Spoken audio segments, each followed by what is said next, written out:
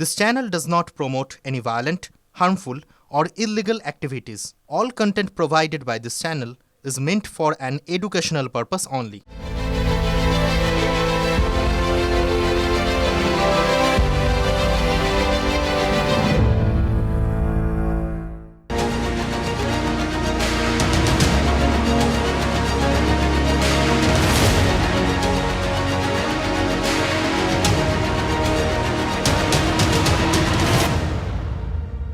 ট্যাংরা জায়গার নামটা বলতেও কেমন যেন একটা লাগছে, বিশ্বাস করুন। আর কি কি যে সামনে আসা এখনো বাকি রয়েছে সেটাই ভাবছি, আর যত ভাবছি তত নিজেকে আতঙ্কিত লাগছে।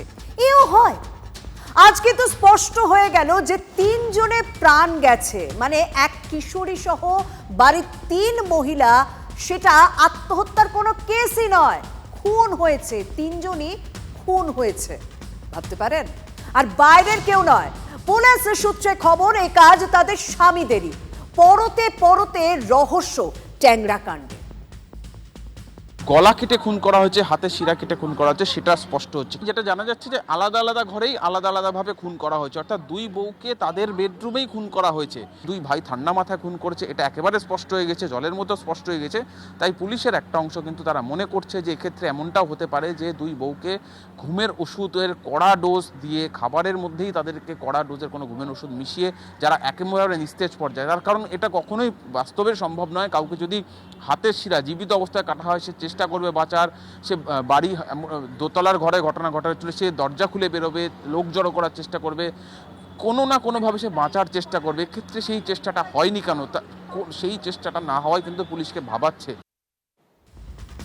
অর্থাৎ যখন সুদেশনা ও রমিদেরকে খুন করা হয় তাদের জ্ঞান ছিল না, গলার নলি, হাতের শিরা কেটে দেওয়া হয়। আর প্রিয়ঙ্গদা, ওই কিশোরের মৃত্যু হয় খাবারে বিষাক্ত কিছু প্রভাবে।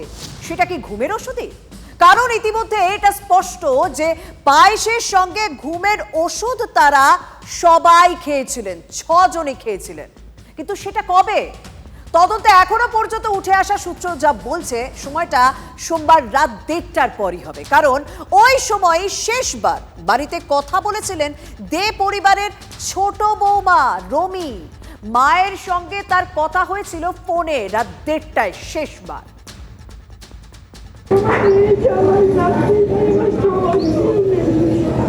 পরশুদিন মেয়ে আপনাকে ফোন করেছিল, কিছু বলেছিল মেয়ে কাকিমা, মানে কাকুর সঙ্গে? মঙ্গলবার কথা হয়েছিল কাকিমা? আপনি করেছিলেন ফোন? মানে মঙ্গলবার থেকেই বন্ধ ফোন? মানে মঙ্গলবার সারাটা দিন আর কারোর সঙ্গে কথা বলা যায়নি। আর পুলিশ সূত্রে যা খবর, ঘুমের ওষুধ খাওয়ার পরও দেখা যায় যে বাড়ির 2 বড় বউ এবং 3 পুরুষ সদস্যের প্রাণ যায়নি। তবে 2 বউয়ের জ্ঞান ছিল না সকালে। অভিযোগ এরপরই তাদের ঘুমের মধ্যেই হাতে শিরা ও গলা কেটে খুন করা হয়। দিনভর 3 মৃতদেহের সঙ্গে দিন কাটে বাড়ির পুরুষ সদস্যদের, এমনকি বড় ভাই মানে প্রণয়ের ছেলেরও হাতে শিরা কাটা হয়েছিল বলে তদন্তে স্পষ্ট। তবে তারা কিন্তু কেউই মঙ্গলবার দিনভর বাইরে যাননি।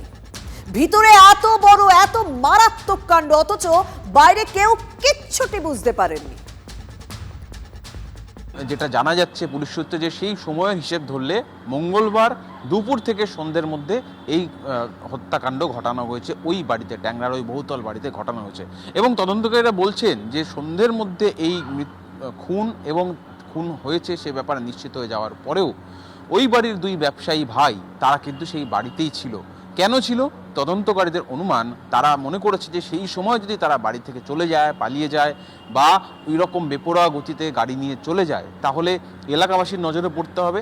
একই সঙ্গে তাদের বাড়িটি যে এলাকায়, অর্থাৎ যথেষ্ট ঘিঞ্জি এলাকা ট্যাংরার, সেই জায়গা থেকে তাদেরকে যেতে দেখলে সন্দেহ হতে মানুষের। এবং একই সঙ্গে গত 1 দিন ধরে বাড়িতে কোনো আলো জ্বলছিল না, লোকজনের সাড়া ছিল না, ফলে তারা সন্দেহের আওতায় আসতে পারে। সেই কারণেই গোটা এলাকা যখন শান্ত হয়ে যায়, অর্থাৎ রাস্তাঘাট যখন সম্পূর্ণভাবে একেবারে নির্জন হয়ে যায়, রাত 12টার পরে প্রায় 1টা নাগাদ তারা বাড়ি থেকে বেরোয়। এবং বাড়ি থেকে বেরিয়ে তারা কিন্তু বেপরোয়া গতিতে বিভিন্ন এলাকায় ঘুরে বেড়ায় এবং তারপরেই এই গাড়িটা পিলারে গিয়ে ধাক্কা লাগে। তবে এই সমস্ত কিছুর মাঝে আরো একটা কথা মাথায় রাখতেই হচ্ছে। বাড়ি থেকে তারা বের হন রাত 1টা নাগাদ। পিলারে তাদের গাড়ির ধাক্কা লাগে, সেটা রাত 3টের পর। মাঝের সময়টা কি চলছিল সেই সূত্র কিন্তু অবশেষে মিলল। প্রচন্ড স্পিডে ট্যাংরা থেকে বেরিয়ে তারা সোজা বেলঘরিয়ার দিকে চলে যান। ডানলপ, কোনা, দ্বিতীয় হুগলি সেতুতে ঘুরে এই গাড়ি। এরপর সেখান থেকে AJC Bose road, park circus, 7 point হয়ে সায়েন্স সিটি দিয়ে বাইপাসে। একটা বিশাল পথ। কেন ঘুরলেন তারা এতটা পথ? এক্ষেত্রেও নতুন সূত্র পাওয়া যাচ্ছে। জানা যাচ্ছে প্রণয়দের ছেলে, মানে যার হাতের শিরাও কাটা হয়েছিল, সেই কিশোরকে গাড়িতে তুলে বোঝানোর আপ্রাণ চেষ্টা চালিয়ে যাচ্ছিলেন তারা, সে যেন কোনো হাসপাতালে ভর্তি হয়। সূত্রের খবর, বারবার তাকে বোঝানোর চেষ্টা করেও সফল হননি তারা। গাড়িতে চক্কর, এদিক থেকে ওদিক, এই চলে যে এতক্ষণ সময় ধরে। ওই কিশোর রাজেই হয়নি হাসপাতালে ভর্তি হতে। তাকে নামিয়ে দিতে চেয়েছিল তার বাবা এবং কাকা, কিন্তু তাতেও সে নারাজ। ফলে 3 জনেই গাড়িতে থাকা অবস্থায় তা কোথাও ধাক্কা মেরে আত্মহত্যার সিদ্ধান্ত নেওয়া হয়। ভাবা যায়, এত কিছু হয়ে গেল। এ তো হুট করে হয়নি, ভেবে ভেবে করা হয়েছে। প্ল্যান করে কি তাহলে গোটা বিষয়টা করা হয়েছে? সবটাই দেনার দায়। ট্যাংরা কাণ্ডে আর্থিক অনটনের তত্ত্ব আরো স্পষ্ট হচ্ছে। জানা গিয়েছে 6টি সংস্থা থেকে ঋণ নিয়েছিলেন 2 ভাই, এমনকি তাদের বাড়িও বন্ধক রাখা ছিল। শুধু তাই নয়, ট্রেড লাইসেন্স রিনিউ পর্যন্ত করায়নি এই দে পরিবার। চারিদিকে দেনা, টাকা চাইতেও আসতেন অনেকে, বাড়িতে কারখানায় বারবার। প্রতিবারই একই কথা বলেছে যে তোমাদের টাকা মার যাবে না, আমি বেঁচে থাকলে তোমাদের টাকা তোমরা পেয়ে যাবে। আমার রাশিয়াতে আমি মাল পাঠিয়েছি, আমার ওখান থেকে পেমেন্ট আসছে না, রাশিয়া ইউক্রেনের যুদ্ধে টাকা আটকে গেছে। এটাই ম্যাক্সিমাম টাইম আমাদেরকে বলেছে। আর অরিজিনালি উনি কাউকেই পেমেন্ট করতে পারেনি। যে এরকম না আমাদেরকে বললো এক কথা, অন্য লোককে পেমেন্ট করলো, তা না, কাউকে পেমেন্ট করতে পারেনি। এই তো অবস্থা। অর্থাৎ ট্যাংরা কাণ্ডেও এসে জুড়ল রাশিয়া ইউক্রেনের যুদ্ধ। তার জন্য একটা বড় ক্ষতির মুখে পড়েছিল তাদের ব্যবসা, যে ধাক্কা আর কাটানোই গেল না।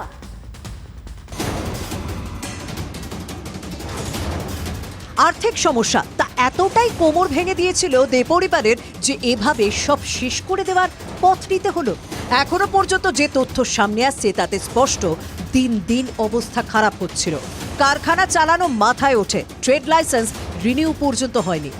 ট্রেড লাইসেন্স শেষবারের মতো রিনিউ করা হয়েছিল 2023-24 অর্থবর্ষে, অর্থাৎ গত অর্থবর্ষ 2024-25 অর্থবর্ষের জন্য তাদের সে ফ্যাক্টরির দুটি লাইসেন্স রিনিউ করা হয়নি। এমনকি ট্রেড লাইসেন্স বিভাগের বেশ কিছু কর্মীর সঙ্গে দে পরিবারের যথেষ্ট ঘনিষ্ঠ সম্পর্ক রয়েছে।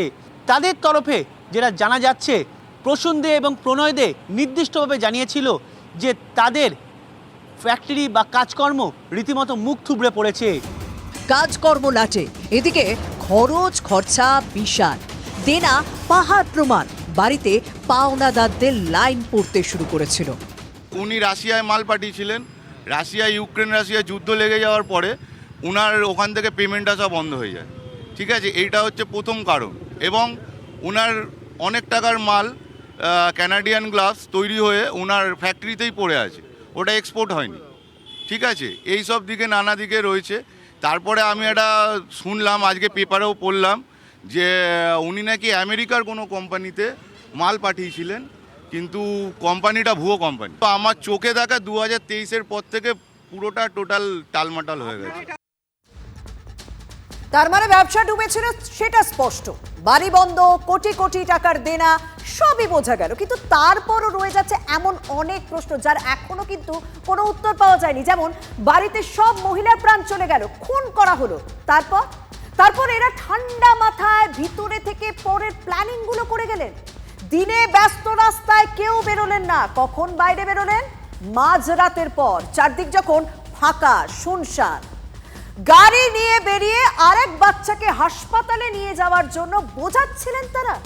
সবাই মিলেই যদি আত্মহত্যার সিদ্ধান্ত নিয়ে থাকেন, তাহলে তা কি পরে বদলে গিয়েছিল? 3 জনকে খুনের পর বদলে গিয়েছিল? অবাক করার মতো আরও একটা বিষয় হলো হারহিম করা এই গোটা ঘটনার সবটাই জানতো বড় ভাই প্রণয়দের এই নাবালক ছেলে। গোটাটাই কি তাহলে তার চোখের সামনে হয়েছিল? মা, কাকিমা, দিদি সবার খুন সে দেখেছিল তাহলে? প্রশ্ন রয়েছে পিলারে গাড়ির ধাক্কা নিয়েও। সেটা কি আদৌ ইচ্ছে করে, নাকি পালানোর চেষ্টা করতে গিয়ে বিপত্তি? ওই যে বলছিলাম বহু মিসিং লিংক এখনো পাওয়া বাকি রয়েছে। গাড়ির বিষয়টিও তার মধ্যে অন্যতম। এদিন তাই ওই গাড়ি থেকেই সূত্রের খোঁজ চলে।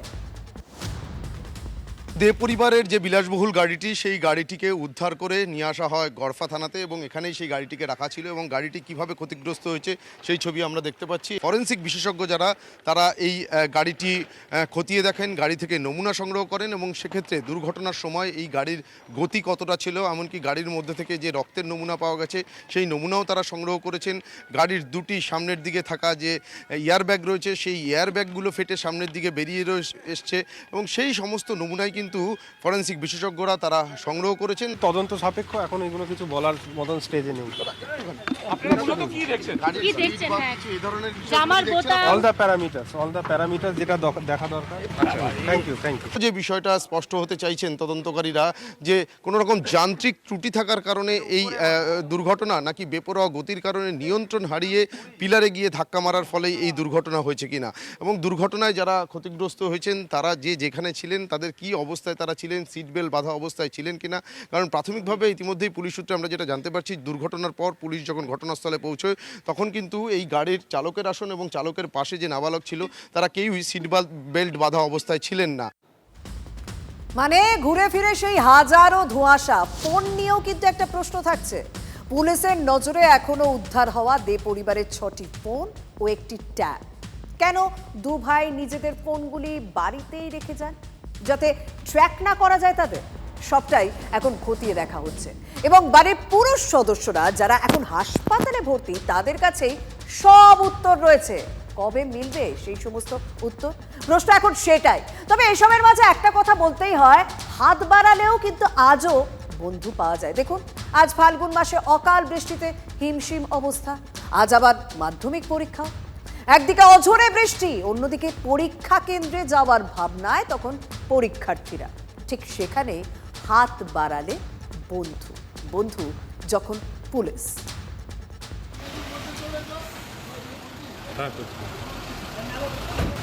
এটা বর্ধমানের ছবি। শিলাবৃষ্টিতে তখন 5 পরীক্ষার্থী মাঝপথে আটকে পড়েছে। খবর পেয়ে পূর্ব বর্ধমানের দেওয়ানদিঘি থানার পুলিশ গাড়ি করে পরীক্ষার্থীদের পরীক্ষা কেন্দ্রে পৌঁছে দেয়। বর্ধমানে বন্ধু যখন পুলিশ, শুধু বর্ধমান কেন, বাঁকুড়ার বিষ্ণুপুরেও তো একই ছবি। সকাল থেকে অঝোর ধারা। ইন্দাস, পাত্রসার, জয়পুর এবং কোতুলপুরের ব্লকে অনেক পরীক্ষার্থী তখন টেনশনে। আর ঠিক তখনই মুশকিল আসান পুলিশ। পুলিশের গাড়িতেই পরীক্ষা কেন্দ্রে গেল পরীক্ষার্থীরা। তো অনেক জায়গাতেই বাচ্চারা যারা পরীক্ষার্থী আছেন তারা ঠিকঠাক সময়ে পৌঁছতে না পারার জন্য চিন্তায় আছেন এবং অনেক জায়গায় আমাদের থানায় কলও এসেছে যে একটু যদি সাহায্য করা যায় এইসব পরীক্ষার্থীদেরকে তাদের পরীক্ষা কেন্দ্রে পৌঁছে দেওয়ায়। তো আমাদের প্রত্যেকটা থানারই যে 8টি পেট্রোলিং গাড়িগুলো আছে সেগুলো এরিয়ায় মুভ করছিল তখন, এবং যেখান থেকে যতজনকে পারা গেছে যতটা সম্ভব আমরা চেষ্টা করেছি তাদেরকে পরীক্ষা কেন্দ্রে পৌঁছে দিতে। সাবাস, ভালো কাজে এই কথা তো বলতে হবেই। বাঁকুড়া বর্ধমানে যখন দারুণ কাজ করলো পুলিশ, ঠিক তখনই আবার অন্য ছবি হাওড়ায়। দেখুন, বুধবার রাত তখন গভীর, ঘড়িতে 11:30। হাওড়ার ঘোষপাড়া পেট্রোল পাম্পের সামনে আচমকা গুলির আওয়াজ। সাদা গাড়ির সামনে লুটিয়ে পড়লেন একজন, গাড়ি থেকে কয়েকজন বেরিয়েও এলেন। লুটিয়ে পড়লেন কে? আহত খোদ থানার বড়বাবু, হুগলির চণ্ডীতলা থানার আইসি জয়ন্ত পাল। তার বাঁ হাতে গুলি লাগে। একটি নীল গাড়িতে করে পেট্রোল পাম্পের কাছাকাছি এলাকায় এসেছিলেন আইসি জয়ন্ত পাল। গুলি কার লেগেছিল? যে পুলিশওয়ালা যে আইডি কার্ড দেখিয়েছিল পুলিশের, তারই লেগেছিল। কোথায়? হাতে? হ্যাঁ, হাতে। আচ্ছা, আর মহিলা কোথায় পড়েছিল? মহিলাটা গাড়ির মধ্যেই বসেছিল, বাট মহিলার পুরো মুখে রক্তে ভর্তি ছিল। মহিলার মুখে রক্তের ছিটে। সূত্রের খবর, এই মহিলা আইসির বান্ধবী। সাঁকরাইলের বাসিন্দা, একটি পানশালায় কাজ করেন, কিন্তু খোদ থানার বড়বাবুকেই গুলি মারল কে? বান্ধবীর সঙ্গে শপিং মলে কেনাকাটা করতে গিয়েছিলেন জয়ন্তবাবু। বান্ধবী নাকি 28,000 টাকার কেনাকাটা করেন। তা নিয়েই বচসা, ঝগড়া, হাতাহাতির মধ্যে দুর্ঘটনাবশত জয়ন্ত সার্ভিস রিভলভার থেকে গুলি চলে বলে সন্দেহ। মানে যার গুলি লেগেছে, হ্যাঁ। কি বললেন উনি? উনি বললেন আমি পুলিশে আছি, ম্যাটারটাকে বেশি বড় করো না, ছেড়ে দাও, তোমরা চলে যাও, আমরা বুঝে নিচ্ছি। পুলিশে আছেন, ম্যাটারটা বেশি বড় করবেন না। কি বুঝলেন? পুলিশে আছেন বলে সব ছাড়। এইখানেই কিন্তু রক্ত পড়েছিল এবং গুলির খোল পাওয়া যায়, এবং এই ঘটনায় এই মহিলা ছাড়া আরও কারা যুক্ত রয়েছে তাও কিন্তু খতিয়ে দেখছে পুলিশ। মধ্যরাতে গুলি, হাওড়ার পাড়ায় তখন শোরগোল পড়ে গিয়েছে। আতঙ্ক লাগে, আমাদের বাড়ি তো রাত্রিরে বন্ধ হয়ে থাকে, তবে এপাড়ার কোনো ব্যাপার হলে একটু চিন্তা ছিল। ওরা বাইরের লোক এখানে কেন এসেছিলেন সেটা তো আমরা জানি না, নিশ্চয়ই পুলিশ ইনভেস্টিগেশন করছে, জানতে পারবো। পাড়ায় গুলি চলল, লোকজনও ঘটনাস্থলটা দেখে যাচ্ছেন, কিন্তু পুলিশের গুলি লেগেছে পুলিশের হাতে। তাই টিভি ক্যামেরা দেখেই সাবধান। দাদা কি শুনেছেন, কি হয়েছে? আমি বাড়িতে ছিলাম রাত্রি 12টার সময়। আপনি যেটা শুনেছেন আমিও সেটা শুনেছি। যেটা আপনি শুনছেন। তাহলে পুলিশের ম্যাটার বলে সাবধান। দেখুন, পুলিশ হলো ডিসিপ্লিন ফোর্স, আর সেই ফোর্সেরই একজন থানার আইসি হয়ে কি করে ডিউটি আওয়ারে বান্ধবীকে নিয়ে কেনাকাটা করতে গেলেন, এই প্রশ্নও তো উঠবে। একেবারে সিভিক পুলিশ, তার কথায় থানা টানা উঠে যাবে কদিন পর। কোনো ডিসিপ্লিন নেই। আগে যে একটা ডিসিপ্লিন ছিল পুলিশের, এখন সেটা নেই। কারণ তৃণমূলের নেতাদের খুশি করে চলতে হবে, এসপিকে খুশি করে চলাটা ওসির কাজ না, ওসিকে খুশি করে চলাটা এসআই এর কাজ না। তার চাইতে দুটো ধরে নাও তৃণমূলের নেতাকে, তারা সঙ্গে থাকলেই হবে। না, পুলিশের ডিসিপ্লিন, প্রফেশনালিজম এসব কোনো কিছুই নেই এই পুলিশের। পুলিশ এখন যাচ্ছে তাই করে যাচ্ছে। তার কারণ হচ্ছে, যখনই তৃণমূল কংগ্রেস পুরো শাসন ব্যবস্থাকে পুলিশ এবং অ্যাডমিনিস্ট্রেশনের মধ্য দিয়ে চালানোর চেষ্টা করছে। আগে নেতাদের সে থাকতো, জনপ্রতিনিধিদের সে থাকতো, এখন জনপ্রতিনিধিদের কোনো সে নেই তৃণমূল কংগ্রেসের আমলে। ফলে কোনো নীতি নিয়ম নেই, কোথায় অফিস ছেড়ে চলে যাচ্ছে, কোথায় কার সঙ্গে ঘুরতে বেরোচ্ছে, সেইখানে কে গুলি খাচ্ছে, কি হচ্ছে। রক্ষক যদি ভক্ষক হয়, তাহলে পশ্চিমবাংলায় পুলিশের হাল খুব খারাপ। নিরাপত্তাহীনতায় এমনকি পুলিশ ভুগছে। পুলিশ কোথায় আক্রমণ ঠেকাবে, নিরাপত্তা দেবে, তা না হয়ে পুলিশ আক্রান্ত হচ্ছে, পুলিশ নিরাপত্তা নেই। জেলার এসপি এবং ডিএম যা ঠিক করবে সেটা আবার জেলা ওয়াইজ ডিপেন্ড করে। কোথাও এসপি ডিএম এর উপরে, কোথাও ডিএম এসপির উপরে তার পদাধিকার বলে। স্বাভাবিকভাবে ডিএমরাই থাকেন, কিন্তু অনেক জেলাতে আমরা দেখতে পাচ্ছি এসপিরাই হচ্ছে হর্তাকর্তা বিধাতা। তারা যা ঠিক করবেন সেটাই সেই জেলাতে হবে। যেমন বুড়ো ওল তেমনই বাঘা তেঁতুল। 26-এর ভোটের যুদ্ধ শুরু হয়ে গেল, জমজমাট যুদ্ধ। এর মধ্যে বিজেপি বিধায়ক হিরণ চট্টোপাধ্যায় বিধানসভায় মারাত্মক অভিযোগ করে বসেছেন। তার দাবি, সরকার টাকা দিয়ে পুরস্কার কিনছে। তা নিয়ে তদন্ত হতে পারত, হিরণের কাছে প্রমাণ চাওয়া যেত, সেটাই উচিত ছিল। কিন্তু নবীন হিরণের বিরুদ্ধে প্রবীণ চন্দ্রিমা ভট্টাচার্য স্বাধিকার ভঙ্গে প্রস্তাব আনলেন ভাষা ব্যবহার নিয়ে। যা বোঝার আপনারাই বুঝে নিন। আমি যখন আরটিআই রিপোর্ট দেখি, সেখান থেকে দেখতে পাই যে এই স্কচ অ্যাওয়ার্ড পাওয়ার জন্য পশ্চিমবঙ্গ সরকার প্রত্যেকবার স্কচ গ্রুপকে টাকা দেয়। উনি কালকে যেটা বলেছেন সেটা সরকারকে মেলাইন করার জন্য একটা স্কচ অ্যাওয়ার্ড, সেই অ্যাওয়ার্ড 22 সালে লক্ষ্মীর ভাণ্ডার একটা অভিনব স্কিম, সেই স্কিমের জন্য স্কচ অ্যাওয়ার্ড পেয়েছে আমাদের সরকার। প্রমাণস্বরূপ আমি ভাউচার নাম্বার 1529, সেই ভাউচারের ডেট 25শে মার্চ 2022। এই টাকা 11,26,000 টাকা West Bengal mineral development and corporation trading corporation লিমিটেডের পক্ষ থেকে স্কচ গ্রুপকে দেওয়া হয়েছিল 25শে মার্চ 2022।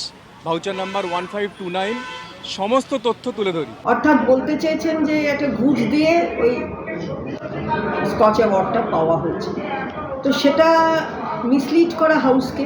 তারপরে আজকে এই ডিসিশনের পরে মাননীয় স্পিকার বলছেন যে চন্দ্রিমা ভট্টাচার্য তিনি আমার এগেনস্টে প্রিভিলেজ এনেছেন। আমি ওনাকে শ্রদ্ধেয়া, মাননীয়া শ্রীমতী চন্দ্রিমা দি বলে সম্বোধন করি, কিন্তু উনি আমাকে বলেন যে বেড়ে পাকা, এই দিগ্গজ, তুমি কিছু জানো না, তুমি আমার ছেলের থেকেও ছোট, আগে শিখে এসো, নিজেকে খুব বড় ভাবছো, নিজেকে খুব দিগ্গজ ভাবছো বলে তিনি কিন্তু আমাকে ব্যক্তিগত আক্রমণ করেন।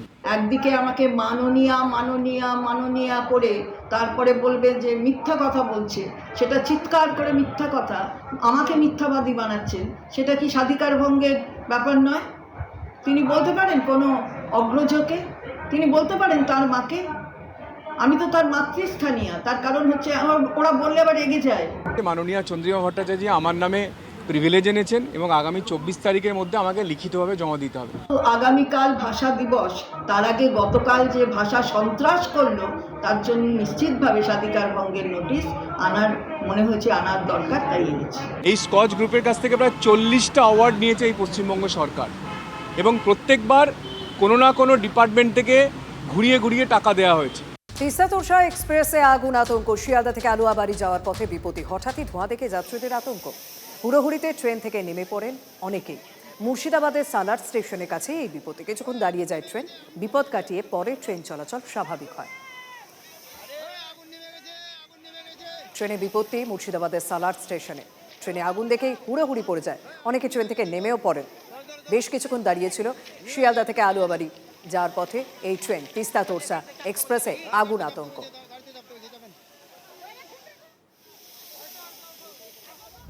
জামশেদপুরে গুলি চালিয়ে কলকাতায় গ্রেপ্তার আরও 2 দুষ্কৃতী। অ্যাপ ক্যাব চালকের বুদ্ধিতে গতকালই মোহাম্মদ আসিফ প্রগতি ময়দান থানা পুলিশের হাতে ধরা পড়েছিল।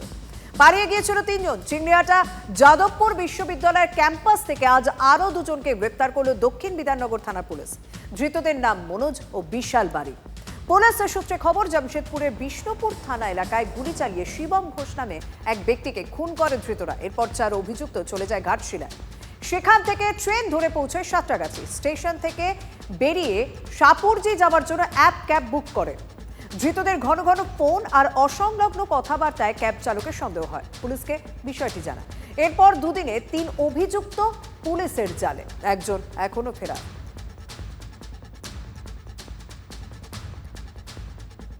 বড় মাপের জাল ওষুধ কারবার চক্রের পর্দা ফাঁস করল রাজ্য ড্রাগ কন্ট্রোল। আমতার এক হোলসেলারের গুদামে হানা দিয়ে 20 লক্ষ টাকার জাল ওষুধ বাজেয়াপ্ত। মোট 1,69,00,000 টাকার জাল ওষুধ ছড়িয়ে পড়েছে। রক্তচাপের ওষুধ ঘিরে বড় মাপের কেলেঙ্কারি রাজ্যে। আমতার হোলসেলারের গুদামে হানা দিয়ে উদ্বেগজনক তথ্য পেলেন রাজ্য ড্রাগ কন্ট্রোলের আধিকারিকরা। গ্রেপ্তার আমতার ওষুধের হোলসেলার বাবলু মান্না। জাল ওষুধের চক্রে একাধিক ডিস্ট্রিবিউটর যুক্ত রয়েছেন। সেই সকল ডিস্ট্রিবিউটরের মাধ্যমে রাজ্যে জাল ওষুধের রমরমা বলে উঠে এসেছে এই তদন্তে। এই স্পুরিয়াস ড্রাগের যে ডিল করছেন ওনার সাথে কারা কারা আছে, প্লাস 20 লাখের মতো আমরা সিজ করতে পেরেছি।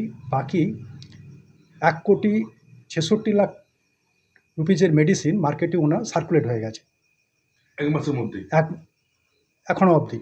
সেইটা ডিটেক্ট ইনভেস্টিগেশনের জন্যে আমাদের চালু আছে। আমরা চেষ্টা করছি কোন কোন জায়গায়, কোন চেনে, কোন ডিস্ট্রিবিউটার, ওনার একটা ডেডিকেটেড চেন আছে, সেই ডিস্ট্রিবিউটারদের উনি দেন, তাদের থ্রু দিয়ে মার্কেটে ডিস্ট্রিবিউট হচ্ছে।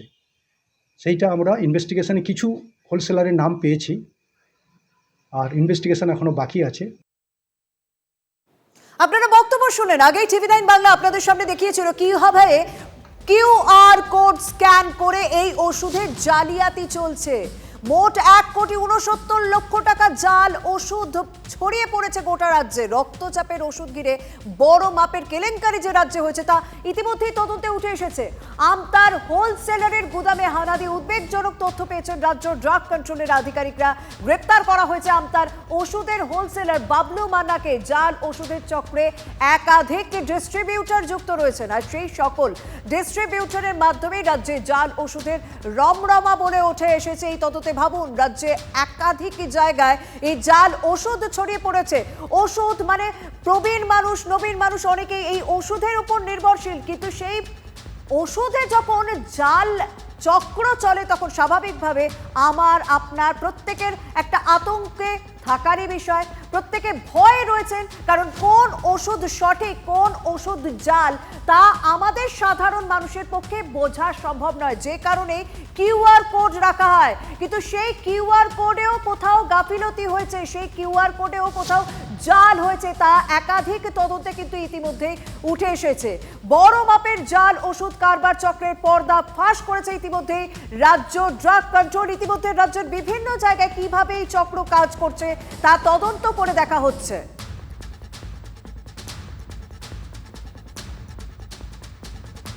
টিভি9 বাংলার খবরের যে অবশেষে অবনীন্দ্রনাথ ঠাকুরের বাড়ি ভাঙার কাজ বন্ধ করল বোলপুর পুরসভা। শান্তিনিকেতনের অবন পল্লীতে রয়েছে আবাস নামের বাড়িটি। দিন কয়েক আগে শুরু হয় ঐতিহ্যবাহী এই ভবনটি ভাঙার কাজ। অভিযোগ, আবাসন তৈরির জন্য ভাঙা হচ্ছিল এই বাড়িটি। সংবাদ মাধ্যমে সেই খবর সম্প্রচার হতেই নড়ে চড়ে বসল বোলপুর পুরসভা। বৃহস্পতিবার এলাকায় গিয়ে বাড়ি ভাঙার কাজ বন্ধ করল পুরসভার প্রতিনিধিরা। যদি কোনোভাবে সম্ভব হয় যে সত্যি ওটা অবনীন্দ্রনাথের স্মৃতির সঙ্গে যুক্ত, আমরা যদি কোনোভাবে ওই বাড়িটাকে প্রকিওর করে অন্য কোনো সোর্স থেকে, সরকার থেকে বা কেউ এটাকে কিনে নিতে পারেন, কিনে নিয়ে সংরক্ষণ করা যায়। কিন্তু এটাও ঠিক যে এই বাড়িগুলো সবই অবস্থা খুব খারাপ, দীর্ঘদিন আগে তৈরি হওয়া বাড়ি। এগুলোর এটা একটা জিনিস নিলেই তো চলবে না, সেটাকে সংরক্ষণ করার মতো তহবিল, মানসিকতা, লোকজন সবই লাগবে। কিন্তু এটা আমি এখনো বলবো যে এটা হাত বদল হয়েছে, বাড়িটা ভাঙা হচ্ছে। শান্তিনিকেতনের পুরনো ধাঁচের একটা বাড়ি, সেটা ভেঙে ফেলছে, দেখলে খুবই খারাপ লাগে। ঠোঁটকাটা স্পেশাল আজ এই পর্যন্তই।